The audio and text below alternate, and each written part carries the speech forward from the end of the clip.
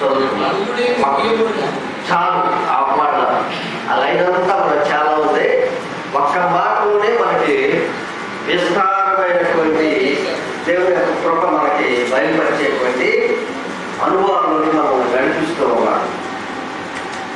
మత్తయి సువార్త 7వ అధ్యాయం 7వ వచనంలో మొట్టమొదట అడుగుడి మీకు ఇవ్వబడును అనేటువంటి ఒక్క మాట. ఇప్పుడు మనం కంప్లీట్గా పూర్తిగా కూడా ఆ వాక్యాన్ని చదువుకోలేదు. వాక్యం అంతా ఏమైనా ఉందంటే అడుగుడి మీకు ఇవ్వబడును, వెదకుడి మీకు దొరుకును. ఈరోజు మనం అడుగుడి మీకు ఇవ్వబడును అనేటువంటి వాక్యాన్ని, ఈ చదువుకున్నటువంటి వాక్య భాగాన్ని మనం ధ్యానం చేద్దాం. దేవుడు మనతో మాట్లాడి మనల్ని బలపరిచి ఆయుష్లోకరంగా ముందు నడిపించినట్టుగా ప్రార్థనాపూర్వకంగా ధ్యానం చేద్దాం. ప్రేమ నమ్మకం గల మా ప్రియ పరలోకతండ్రి, పరిశుద్ధుడా యేసయ్యా నీకు వందనాలయ్యా. ఈ చదవబడిన ఈ లేఖన భాగము వివరించినప్పుడు శక్తి లేనటువంటి నీ శిలువ సాధన మరుగుపరుచుకొని మిమ్మల్ని మీరు బయటపరచుకోండి ప్రభా. ఈ బిడ్డలందరితో మీరు మాట్లాడండి నాయన. ఈ మాటలు వినాలని ఆశపడుతూ ఉన్నా. ఆశ కలిగిన ప్రాణాలను తృప్తిపరిచేటువంటి దేవుడు నీవయ్యా. బిడ్డలు ఏ ఆశతో, ఏ కోరికతో ఈ మందిలో ఆవరణలోనికి వచ్చి ఉన్నారు, సంఘంలోనికి చేర్చబడి ఉన్నారు, సహవాసంలోనికి చేర్చబడి ఉన్నారు.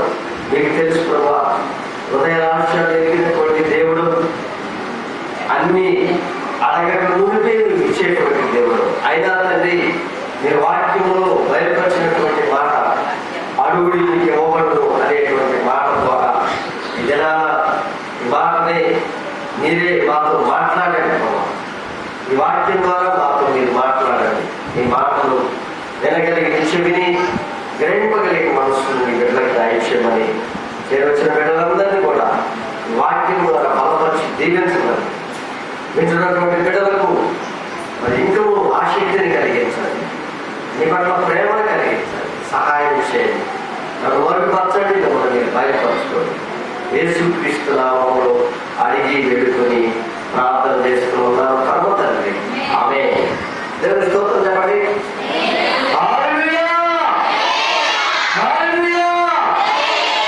దేవునికి మహిమ కలుగుగాక. ప్రియమైనటువంటి దేవుని బిడ్డలారా, అపోస్తలుడైనటువంటి మత్తయి గారు తన యొక్క తన పేరు మీద రాయబడినటువంటి ఈ యొక్క సువార్తలో, మత్తయి సువార్త, మత్తయి రాసినటువంటి సువార్త అనబడినటువంటి ఈ మొదటి పుస్తకంలో యేసు ప్రభువు వారు ఆయన స్వయంగా మాట్లాడినటువంటి మాటల్ని అపోస్తలుడైనటువంటి మత్తయి గారు తన యొక్క పుస్తకంలో 60 లాంగ్వేజ్లో రాసుకున్నాడు. రాసి ఆయన మనకి వాక్య రూపంలో దేవుడు ఆత్మచేత ప్రేరేపించబడినటువంటి వాడిగా ఉంది. మన కొరకు దేవుడు రాయించినటువంటి మాటలు ఇది. మత్తయి గారు ఈ 12 మంది శిష్యుల్లో చాలా ప్రాముఖ్యమైనటువంటి వ్యక్తి. అలాగనే యూదుడు, అలాగనే ఇతను ట్యాక్స్ కలెక్టర్, అంటే పన్నులు వసూలు చేసేటువంటి వ్యక్తి. ఆరామీ భాషలో ఈ యొక్క వాక్య యేసు ప్రభు మాట్లాడుతున్నటువంటి దినాల్లో గ్రీకు మాట్లాడేవాడు, ఆరామీ భాష మాట్లాడేవాడు, అరబైక్ లాంగ్వేజ్, అలాగే ఇలాంటి భాషలు ఉండేవి. హిబ్రూ కూడా మాట్లాడేవాడు. అయినా వాడు రాసినటువంటి యొక్క ఆరామీ భాషలో తను రాసుకున్నటువంటి మాటలని అపోస్తలుడైనటువంటి మత్తయి గారు తన పుస్తకంలో రాశాడు. యేసు ప్రభు యొక్క జన్మ వృత్తాంతాలని, ఆయన జీవిత విధానాలని, ఆయన మాట్లాడినటువంటి వాక్య పరిచయ విధానాలన్నిటినీ కూడా మత్తయి గారు తన పుస్తకంలో పొందుపరిచినట్లుగా మనం చూస్తూ ఉన్నాం. ప్రియమైనటువంటి దేవుని బిడ్డలారా, మనం గమనించినట్లయితే 7వ అధ్యాయంలో 5వ అధ్యాయము, 6వ అధ్యాయము, 7వ అధ్యాయం, 3 అధ్యాయంలో కూడా యేసు ప్రభువు ఆయన మాట్లాడినటువంటి మాటల్ని స్వయంగా మరి యొక్క పుస్తకంలో మత్తయి గారు అపోస్తలుడు రాయడం జరిగింది. ప్రియమైనటువంటి మనం చదువుకున్నటువంటి వాక్య భాగాన్ని గమనించినట్లయితే మత్తయి సువార్త 7వ అధ్యాయం 7వ వచనంలో అడుగుడి మీకు ఇవ్వబడును అని మనకి రాయబడినటువంటి మాటలు మనం చూస్తూ ఉన్నాం. ప్రియమైనటువంటి మనం ఈ లోకపు తండ్రి, ఈ లోకపు తండ్రికే ఇంత ప్రేమ ఉంటే, ఈ లోకపు తండ్రికే ఇంత ప్రేమ ఉంటే, మన పరలోకపు తండ్రికి ఎంతో గొప్ప ప్రేమ గలవాడు అని ప్రభువారు స్వయంగా తన బిడ్డలు మనం ఆయన అడిగితే అది తప్పనిసరిగా దయచేసేటువంటి దేవుడు అని ప్రభు ఇక్కడ ఈ మాటల ద్వారా తెలియజేసుకుంటున్నాడు. దేవునికి మహిమ కలుగును గాక. హల్లెలూయా. కాబట్టి ఈ లోక 11వ అధ్యాయంలో 5వ వచనం నుంచి 13వ వచనంలో ఈ మాటలు ఉంటాయి. ఆయన తప్పనిసరిగా అడుగు ప్రతి వారికి ఇస్తానని సెలవిచ్చినటువంటి దేవుడు. అడిగే ప్రతి ఒక్కరికి తప్పనిసరిగా ఇస్తాడు దేవుడు. అడగండి. అందుకే అడిగేటప్పుడు ఎలా అడగాలంటే మనం పరిశుద్ధత కలిగి ఉండాలి. మనకి కొన్ని రీజన్స్ ఉండాలి. ఎప్పుడైతే ఎవరు పడితే వాళ్ళు నేను రోజు ప్రార్థన పోతున్నాను కదయ్యా, రోజు నేను ప్రార్థన చేస్తున్నాను కదయ్యా, రోజు సంఘంలో ఉంటున్నాను కదయ్యా, రోజు నేను మరి నా వ్యక్తిగతమైనటువంటి ప్రార్థనలో అందరూ ఒక చేస్తున్నాను కదయ్యా, ఇలాంటి ఎన్ని చెప్పినా సరే అడిగితే ఆయన ఇవ్వడం. మనం ఇలాంటివి చేస్తూ అడుగుతాం. మేము కూడా విశ్వాసమే, రక్షించబడ్డాం, మేము కూడా ప్రార్థన చేస్తున్నాం, చర్చికి వెళ్తున్నాం, మరి అందరికి సహాయం చేస్తున్నాం అనుకుంటే అలాగ అడిగితే తప్పనిసరిగా ఏ దేవుడు ఇవ్వడం. గుర్తుపెట్టుకోండి ప్రియమైనటువంటి దేవుడారా. ఎలా ఉండి మనం అడగాలంటే మన ప్రభు అయిన యేసుక్రీస్తు వారిని రక్షకుడుగా, యేసుక్రీస్తు లోక రక్షకుడు అని రక్షణ లేనటువంటి వారు తెలుసుకుని రక్షింపబడి, రక్షణ అంటే నమ్మి యేసు ప్రభు లోకరక్షకుడు దేవుడు, నిజమైనటువంటి దేవుడు అని నమ్మి బాప్తిస్మం పొందుకోవాలి. బాప్తిస్మము పొందడం ద్వారా దేవుని యొక్క కుటుంబంలో చేర్చబడతాం, దేవుని యొక్క బిడ్డలుగా మార్చబడతాం, దేవుని యొక్క సంఘంలో చేర్చబడతాం. మనము ఆయన కుటుంబంలో ఒక వారసత్వాన్ని కలిగి ఉంటాం. మన కుటుంబంలో మన పిల్లలు ఎలాగైతే మనకి వారసులుగా ఉంటారో, దేవుని కుటుంబంలో మనకి ఒక వారసత్వం ఉంది. ఆ వారసత్వాన్ని మనం పొందుకున్న తర్వాత మనము ఆ వారసత్వ ప్రకారంగా బాప్తిస్మం రోజు అయ్యా నేను పాపిని, నన్ను క్షమించు, నేను ఇక నా జీవితంలో నాకు ఇచ్చిన ఆవిష్కారం అంతట్లో నేను మరి పాపపు జీవితాన్ని జీవించను, నా పాపాన్ని ఇన్నిటిలో సమాధి చేస్తూ ఉన్నాను, మరలా ఇక నేను పాపం చేయను అని ఒక ఒడంబడికి నిబంధన చేసుకుని మనం దేవుడి దగ్గర ఒప్పుకొని బాప్తిస్మం తీసుకుంటాం. ఆ నిబంధన కట్టుబడి మనం పరిశుద్ధులుగా ఉండాలి. నిత్యము మన యొక్క జీవన విధానాన్ని పరిశుద్ధతలోనికి నడిపించుకుంటూ దినదినము మనకిచ్చిన సంవత్సరాలలో ప్రతి సంవత్సరం, ప్రతి నెల, ప్రతి గంట, ప్రతి రోజు దేవుడి కొరకు మనం నిత్యము పరిశుద్ధతతో నడిపించబడుతూ ఉండాలి, నడవబడుతూ ఉండాలి. యేసు ప్రభు వారు కూడా సాతాను యొక్క కుతంత్రాలను ఎరిగిన వాడై ఆయన ఎప్పుడు కూడా సాతానుకి ఆయన తలవకలేదు. ఎందుకంటే సాతాను పెట్టినటువంటి శోధనలు కూడా జయించాడు. ఎందుకంటే తరచుగా ఆయన అప్రమత్తమై ఉన్నాడు. సాతాను యొక్క కుతంత్రాలు లేకపోతే కుయుక్తులు ఎరిగి పాపంలోనికి ఎప్పటికీ వెళ్ళకుండా ఆయన ఎప్పటికప్పుడు ఆయన నిజముగా దేవుడికి బాగుండు కనుక, ఆయన దేవుడు కనుక మానవుడైనప్పటికీ ఆయన ఎప్పటికప్పుడు తన నీతి కార్యాలు, తన శక్తివంతమైన జీవితం, మాటలో కానీ, ప్రవర్తనలో కానీ, జీవితంలో కానీ పరిశుద్ధుడిగానే జీవించాడు. దేవునికి మహిమ కలుగును గాక. హల్లెలూయా. అందుకనే ప్రభువు యేసుక్రీస్తు అని చెప్తున్నాడంటే యోహాను సువార్త 8వ అధ్యాయం 46వ వచనంలో, నాలో పాపం ఉందని మీలో ఎవరైనా రూపింపగలడా అని సవాలు విసిరినటువంటి దేవుడు. దేవునికి మహిమ కలుగును గాక. హల్లెలూయా. అందరూ దేవునికి స్తోత్రం చెప్పండి.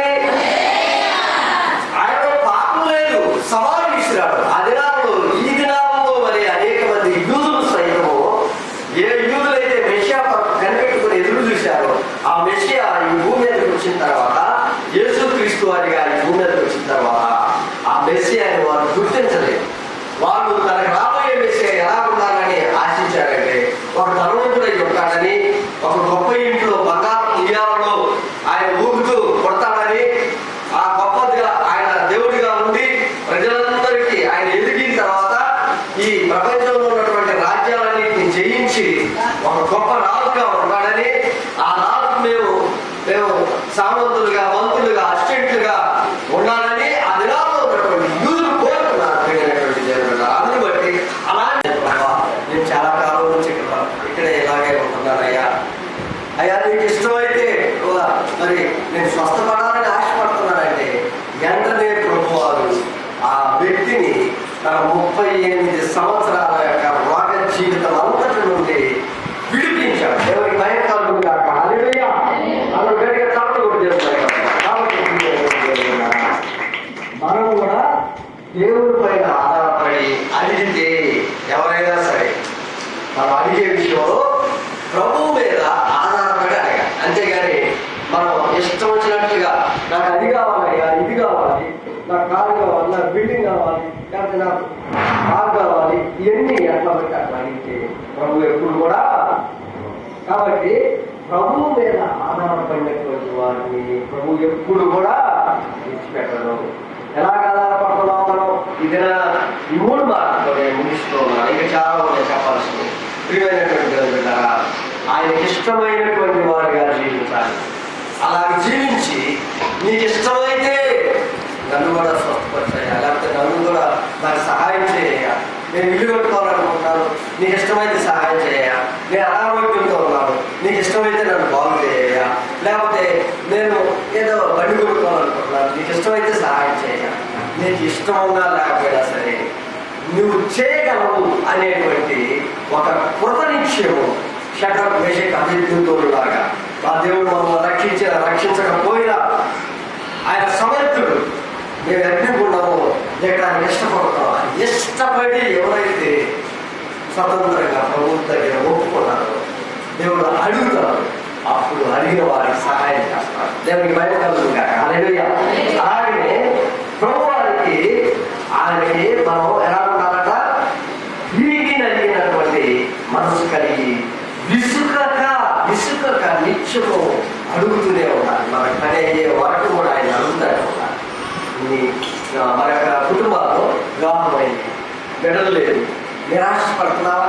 ఇంకా అడుగుతున్నారయ్యా నాకు ఇంకా ఏం కావట్లేదని అంటే అడుగుతానే ఉండాలి. దేవుడు కార్యం జరిగించే వరకు కూడా నువ్వు విసుకక అడుగుతూనే ఉండాలి. లేకపోతే నీ అప్పు తీరలేదా? నువ్వు అడుగుతాడు, నాకు అప్పు తీరలేదయ్యా, నాకు పని కల్పించాయా, నా కుమారుడికి, నా బిడ్డలకి, నా కుటుంబానికి, నా కుమార్తెలకి నాకు పన్ను కల్పించాయా అని విసుకక ప్రభువారిని ప్రార్థన చేస్తూ అడుగుతూనే ఉండాలి. అలాగా విసుకక అడిగితే ఆయన అనుగ్రహిస్తాడు. అలాగే దేవునిపై ఆధారపడాలి.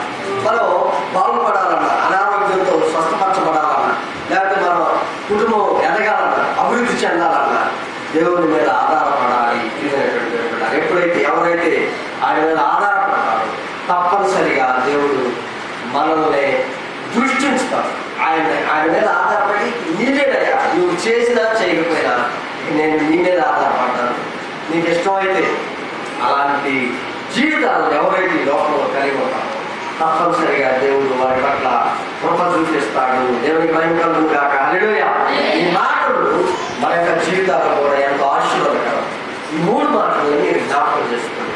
ఆయన చిత్తానికి మనం లోబడాలి. తర్వాత ఆ పేద విధవరాలు మీద విసుకకి ఎలాగైతే అడుగుతూ మనం కూడా అలాగే మనం పొందుకునే వరకు అడుగుతూనే ఉండాలి. తర్వాత దేవునిపై ఆధారపడాలి. ఎంత కఠినమైన రోగమైనా సరే, ఎంత గొడ్డు సమస్య అయినా సరే దేవుడు తప్పనిసరిగా ఆ సమస్య నుండి విడిపిస్తాడు. దేవుడి భయంకరుడుగా హల్లెలూయా. మాటలు మనకు ఎంతో ఆశీర్వాదకరం. అందుకని ప్రభువారు ఈ మత్తయి సువార్త 7వ అధ్యాయం 7వ వచనంలో అడుగుడి మీకు ఇవ్వబడును. మత్తయి సువార్త 7వ అధ్యాయం 7వ వచనం అందరూ చెప్పండి ఒకసారి. అడుగుడి మీకు ఇవ్వబడును. మత్తయి సువార్త 7వ అధ్యాయం. ఈ మాటలు గుర్తుపెట్టుకోండి. తప్పనిసరిగా దేవుడు మనం అడిగిన దానికి ప్రతిఫలాన్ని దేవుడి మాటను దీవించి మనలందరినీ ఆశీర్వదించి మన యొక్క కృపతో నింపి తన కరుణ కటాక్ష దయని మన పై నుంచి ఆశీర్వదించి దీవించును గాక.